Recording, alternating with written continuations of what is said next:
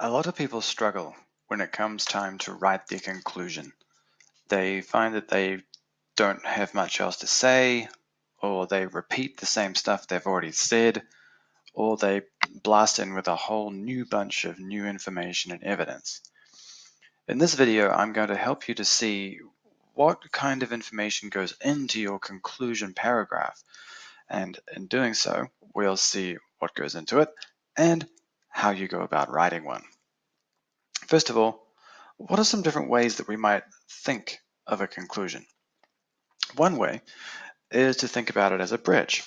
Just as your introduction gets the reader from the outside world into your paper that you're writing, the conclusion should be the bridge that leads the reader back out into the wider world, takes them from your report, from your research, and sends them out with new ideas, new calls to action, new thoughts, and new questions.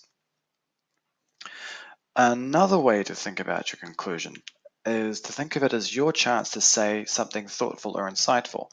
You've been writing down the thoughts of people from history who've thought their own ideas, and you've gathered the information together. Here's a good place for you to take the best information and answer your questions and make statements that show your own thoughts about individual questions and your overall topic. Lastly, another way to think about the conclusion is the goodie bag that you take away from a cool party. It's something to make the reader happy that they came this far. So make them glad they read your paper. Give them something to take away that helps them see things differently or appreciate the topic in personally relevant ways. You might suggest broader implications that will not only interest your reader, but also enrich your reader's life in some way. But what goes into it?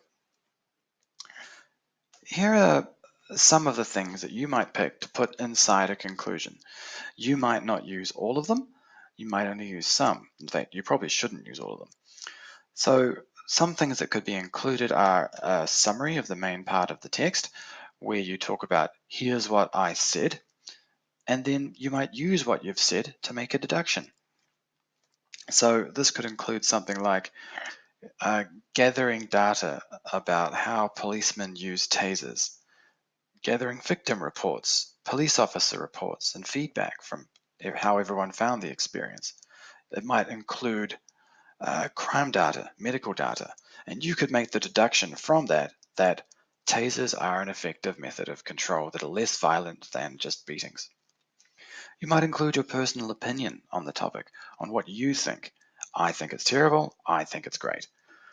You might include a statement about the limitations of the work. That is, you were unable to find information on something, or perhaps the questions were limited and more study is required. In fact, that goes into, again, number 6, the implications of the work for future research. So the things that you might consider asking next time.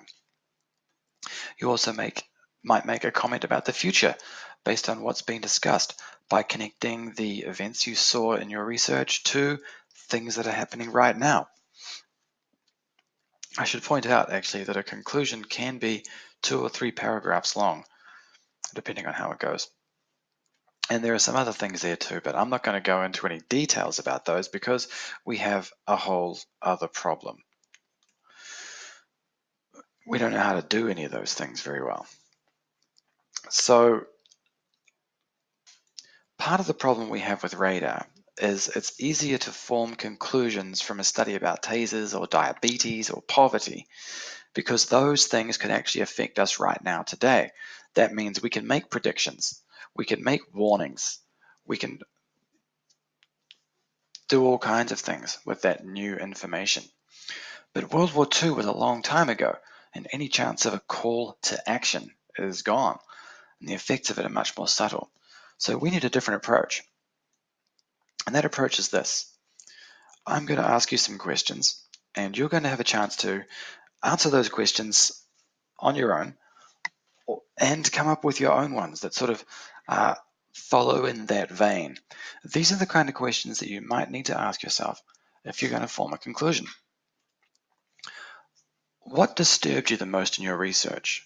Was there something that stood out to you as being particularly awful or disgusting or sad? What did all this research tell you about what it was like to be living in those times? What comparisons have you made between the people you studied and the people who are going through similar problems today? What aspects of your inquiry do you see in the world around you today? Who was the most inspiring, or the most despicable, or the most lucky, or whatever person you read about? Someone might have stood out as being particularly heroic or interesting or dramatic. Tell a little bit about that person and what you learned. How has learning this stuff changed you? Before, I was like this, and now I think this way. What are some additional questions you could ask yourself now that you've learned something about the topic? You might say, I wonder if, or I'd like to find more about, or I wonder if I can find comparisons between. Someone you know is interested in what you've learned. Someone is. Who is that person? And why is that person interested in it? Are they related to you? Why do you think that person might be interested? And what concerns you the most about what you've learned? So with these questions, I'd like you to have a go at answering them, and those ideas can help to inform what goes into your conclusion. They may not all be applicable to you, but they will all help you write one. So I hope you know a little bit more now about what a conclusion is and how to write one.